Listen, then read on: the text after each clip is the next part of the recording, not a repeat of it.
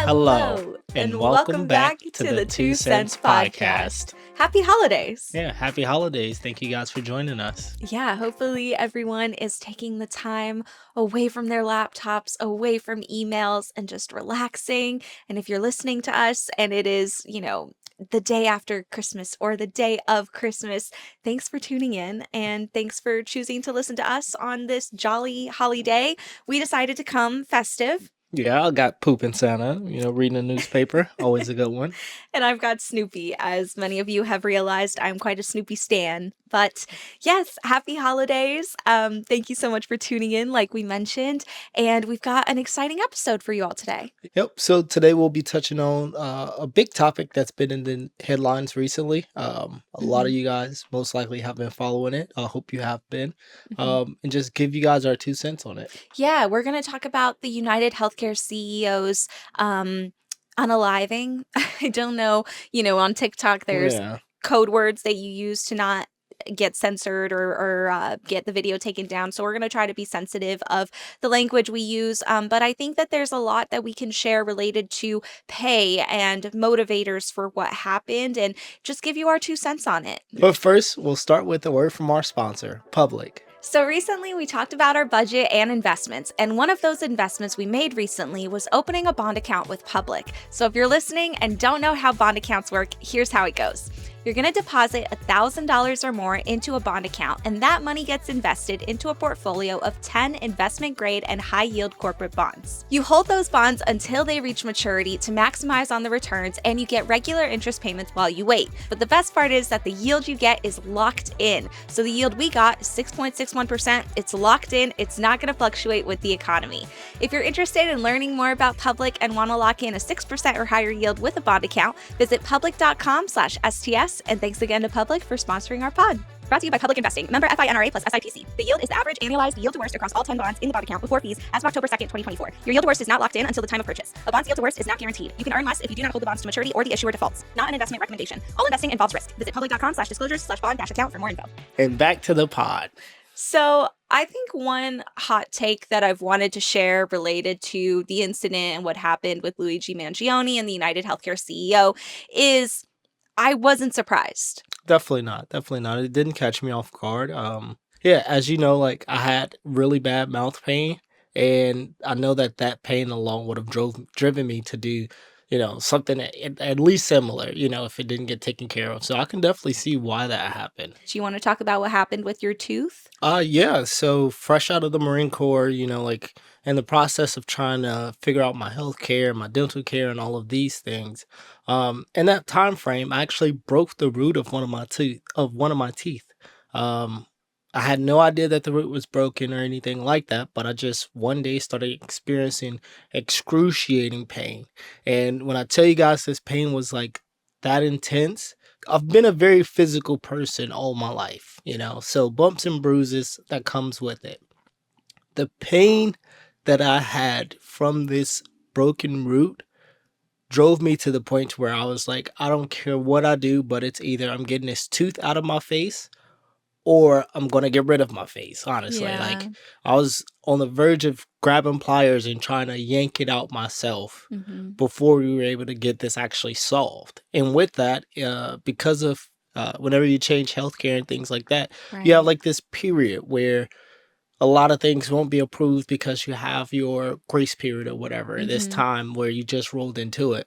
Wouldn't get seen because of my tooth because I hadn't met the threshold yet. Yeah, you weren't covered by insurance yet. Wasn't covered by insurance, and we ended up having to drive, 2? This is actually, sorry, not to take over ahead. from you, but this is where, to me, the story just gets nuts. Yeah, because for me, honestly, a lot of it became a blur after I left work. Yeah, I kind of took over at a certain point because your pain became so immense, and we were living together, and I remember you took the day off work because it was so bad. I went into the office and told my supervisor at that point, I was like, look, I need to go home and this isn't a joke. Luckily, he understood right away. So he was like, yep, take the time, do whatever you have to.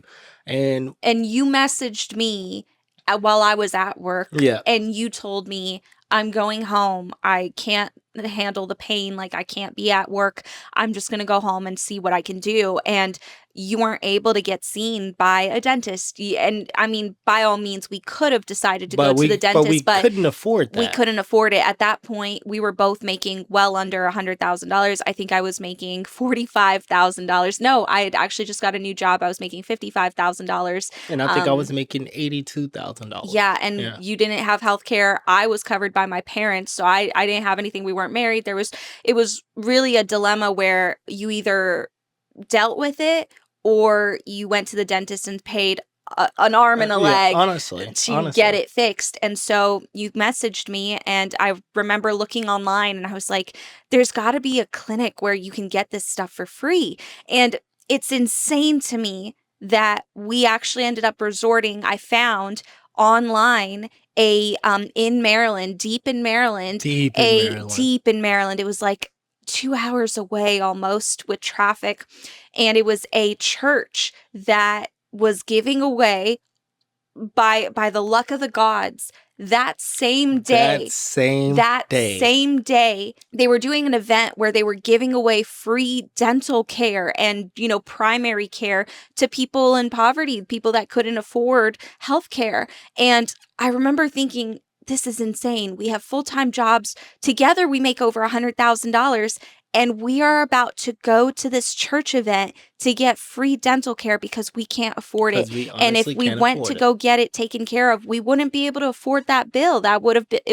We had no savings. Yeah, we had no. It wouldn't We have even honestly wiped our had no savings savings. We were seriously living paycheck to paycheck. Because at that point. yeah, because at that point, I mean, we were still doing things to like try to get by. Like side jobs here and there, little money that we Oh did yeah, we were accumulate. charging scooters. If Yeah, you're listening, we weren't always making this money. And at one point when, like you said, we were charging scooters. yeah. So we definitely couldn't afford that bill, and by the luck of gods, like you said, it was that day. Went in, super routine thing, I guess, by their standards, because Yeah. the tooth just needed to come out. That's hmm honestly all that it was. And as soon as they pulled the tooth, I was perfectly fine. I remember feeling so helpless because there was nothing I could do. There was nothing at all. And I remember after we went, thinking to myself, if I ever make it, I want to do a program like this, or Yeah, I want to come back and I want to donate to this and help program. out. And Yeah. I felt so grateful that a charitable event like this existed, but it was really sad to me that it had to exist and that people that were quote unquote in a good situation, with stable jobs and education and a home, a roof over our heads, it still wasn't possible. So all of that to say, it really doesn't surprise me that a young man in so much pain was driven to those lengths. Yeah.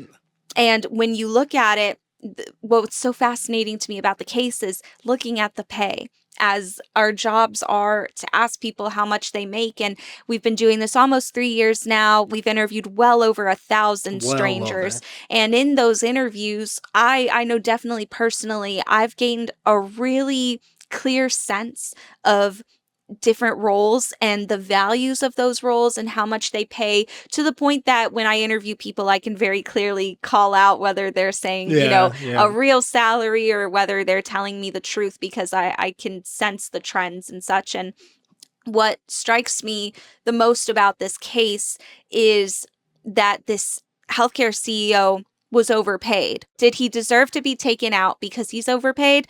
Absolutely not. But what I always think about is I read this really amazing book called The Untold Women's History of the World. And it explains a bunch of events in history that, have involved women in some capacity. And it explains the fight for women's rights in history. And at the end of the book, basically the moral is nothing positive has ever come from a previously negative situation without violence. Civil rights, slavery, reproductive rights, you name it. Yeah. Even women didn't earn the right to vote without violence. A lot of violence in history has resulted in change. And so it's hard to see this system where CEOs keep getting richer, the 1% keeps getting richer, and it doesn't make sense. Their pay doesn't make sense. So acts like this, although tragic, and I feel for his family, I do kind of wonder if they're complicit in the negativity occurring and that some form of violence might need to occur for change to happen. Yeah, no, I can definitely see that. Change definitely doesn't come without violence. And on top of that, like, we're always told, well, CEOs make that much because they assume liability. Right. Like they're responsible for each one of those workers, things like that. But at the end of the day, well, then, his claim was denied because he has this excruciating back pain for whatever reasons. So therefore, the CEO, if that's the case, then he's liable for that denied claim. He's complicit. If any acts of violence do happen, it would make sense for it to be against the person who holds the most power in that role. Right. And in kind of a really messed up way, this result did make sense to me. Like I said at the beginning, it didn't surprise me because just 2 weeks ago, our episode was about having to take down an interview because one of the physicians in the healthcare system working in Boston that we interviewed, making $221,000, was facing retaliation from her employer, the Boston Hospital Center. And I'm going to call them out. Sorry. They were threatening her and asking her to take it down. Otherwise, she would face retaliation at work. And so when you think about why that happened, and it probably being because she is either making more or less than others, and it's probably not more than $100,000 difference. I think even that's quite generous. Yeah. We're probably thinking of $20,000, $30,000 difference between one employer to the next. That is something that employers, that's the reason they don't want transparency, is because those arguments and the drama that forms around a $20,000, $30,000 difference is expensive. It causes issues in the workplace. So imagine what happens when you're looking at a difference of millions between average Americans and a CEO. Yeah. That pay difference doesn't surprise me that it resulted in violence. Well, especially because I think a lot of the times too is that they try to make the perception that these pay inequities or these pay differences between employees will cause infighting, but amongst the employees. When at the end of the day, as employees, we know, Kevin, who works right next to me, he doesn't determine my pay. Right. He has nothing to do with my pay. It's from top down. Yeah, but, these 6 supervisors that's above me, they are definitely in charge of that.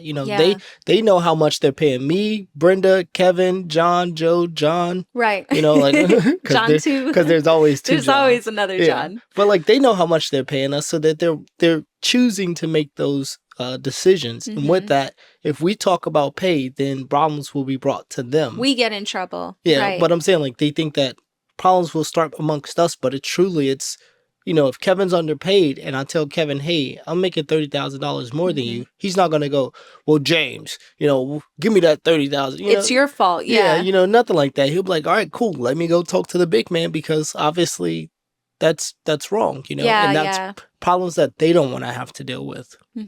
Yeah, no, I think it's just really interesting, the whole argument of them being overpaid, right? Because I did a little bit of research. I was like, he can't be the only one, the UnitedHealthcare CEO. Oh, he's definitely not the only one. So I looked up the pay of the CEOs from the top healthcare companies in the United States, not just insurance, but hospital groups, because we can look at healthcare insurance and, I just think that that's really dirty money, but it would be similar to look at the CEO pay of healthcare groups, hospitals and such. And one that really stuck with me, that if you're listening, please perk your ears up because it blew my mind. The CEO of HCA Healthcare, one of the largest healthcare companies in the United States, runs lots of hospitals and yada, yada. He makes $21 million, of which $1.5 million is his base salary. That is his base salary. The $21 million base salary his base is about salary. 5% of his total compensation. Yes, the rest is stocks and bonuses and such. That is wild. But so if we only look at base salary, because stocks and such, that's all. 5% is more than majority of what people make. And that's my point.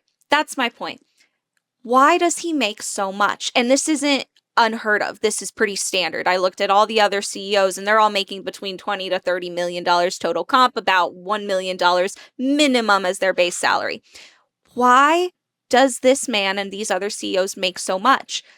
When I do these interviews on the street and I ask people how much they make, usually my follow-up question after they tell me how much they make is, what's your educational background? Yeah. Because I'm always trying to figure out, how did you get to that number? Because if you have more or less education or skills or specific things, that are specialty, if you have a specialty or a special industry you work in, that will affect your pay. Tell me why this CEO of HCA Healthcare, Samuel Hazen, I believe, makes $1.5 million base salary. And all this man has is a bachelor's degree in business from the University of Kentucky and an MBA from a university that's not even prestigious. I can't even remember the name. I don't know many people. I know a lot of people with MBAs. I don't know many people who make $1.5 million as their base salary and $21 million as total comp. He's making more than 20 times what the top anesthesiologist in his company is making. The majority of MBA holders in the United States make a more average median salary, closer to around the average median of all workers in the United States. Probably, I don't know the exact number, but I would say it wouldn't be more than $200,000 a year. Yeah. It blows my mind that the CEO of a healthcare company makes double what the highest paid healthcare worker we've ever interviewed, a cardiac anesthesiologist who made between $200 to $700K a year. He made $700K if he worked overtime. This man had decades of experience. He's a cardiac anesthesiologist. It takes 10 to 14 years to become a doctor. And then the education that it costs. That's what I was literally getting ready to say, is the cost of his education to get there. Yep. Think about the debt. And not only that, you don't make a high salary as a doctor until you become a doctor. We just interviewed a resident physician. So here's a great example. We interviewed a resident physician in Boston who made $80K. A physician who is no longer a resident made $221. You went from 80 to 221. And in those years, you went to school. That's several years of school that costs minimum $50,000 a year. You're making $80K. Think about the debt that you're accumulating. And that physician that we interviewed also pointed out that she was underpaid, not just pay, but her benefits sucked. She said she doesn't even get her education paid for, her debt paid off. Yeah, her debt paid off. So make it make sense that a man who doesn't even know how to stick a needle makes double what a cardiac anesthesiologist makes with 30 years of experience. I know a lot of people will be like, well, what about tech? And tech's is different. Like, a lot of tech CEOs have some background, at least some background in whatever it is that company does. Right. Versus a healthcare CEO has a background in business. Mm-hmm. That doesn't make sense. Yeah. All you know how Where's to the do connection there? is save money, which in a hospital is concerning. Very if your job, like your success rate is making more money in healthcare, which is at the expense of your patients, I'm just tired. Yeah. It's very depressing. Yeah, the amount of pay inequality in the healthcare system is outrageous, especially because, we know that health is a basic living function that we need, Yeah. So for you to be taking home 20 times your base pay in millions, while you have people literally dying in the street, not able to pay for their health care because they can't go to work. Back pain puts people down. Yeah. I've had some very severe back pain. Oh, yeah. I can tell you, at my worst point, if you would have told me go into the office and sit in a chair, not happening. Yeah. You would have told me as a mechanic that I have to go underneath a car, under a hood, not happening, Yeah. But I'm still expected to pay for my health care to get these problems solved. I can't do that if I can't go to work. And you get no sympathy from society either, because what you just said points out another thing that's very depressing. it makes me sad to think about it, but I remember we interviewed a worker with a disability in Philly, and he, was wearing a Hollister shirt, which people called out. They were like, if you can afford a Hollister shirt, then you shouldn't be struggling. Oh And yeah, it's yeah. like, oh my God, a Hollister shirt is like 40, $50 If nowadays. that. Like, come on, Yeah. like that's nothing. But the main thing is that he had a disability, and he was pointing out that he wasn't making any money and he was having a hard time finding a job, but he was standing straight up and he was talking to me, and he didn't have a visible disability. And the comments were just so tough to read and get through because there was such a lack of empathy and understanding. And it just makes me sad that, like you mentioned, unless you have a visible disability, and even then, you don't get any sympathy. And just knowing that the CEO makes 20 some million dollars, and the person operating on you makes a fraction of that, and you make 100K and can't afford the surgery that you're going under for, the system is so broken. It really is. We can only hope that change will happen.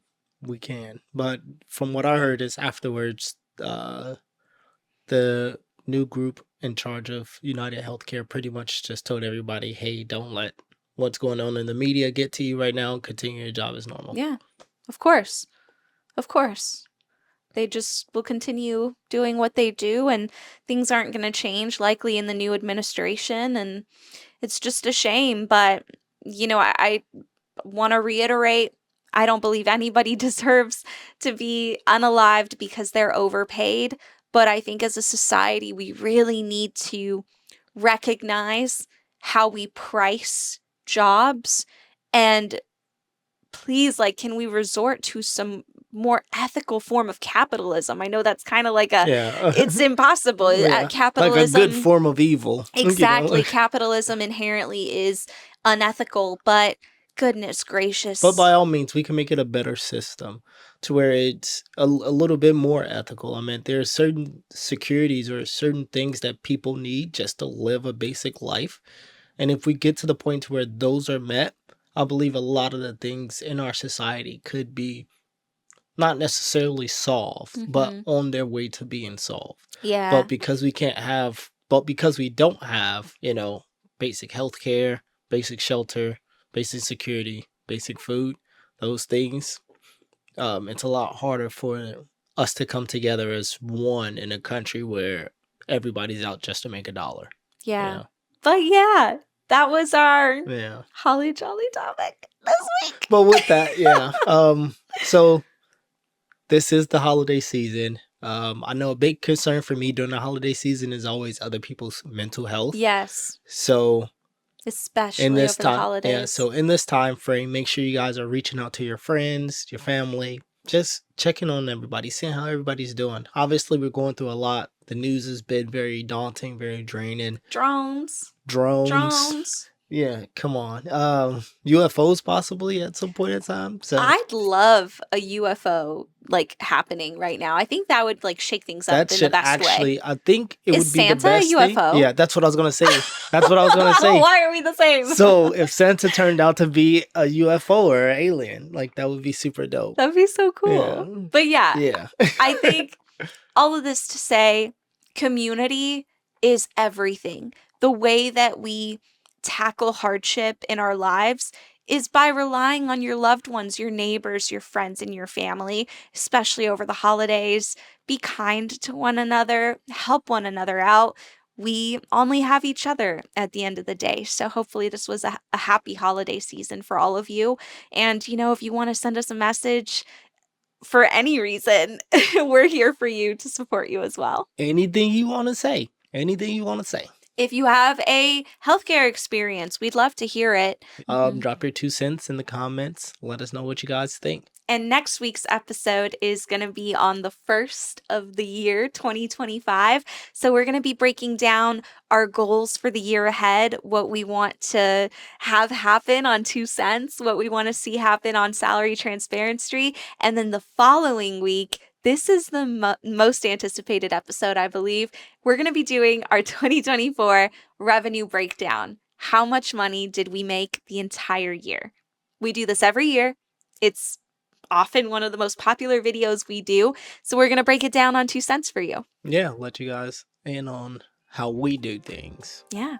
But without further ado, happy holidays, and we'll see you next week in the new year. Bye. Bye.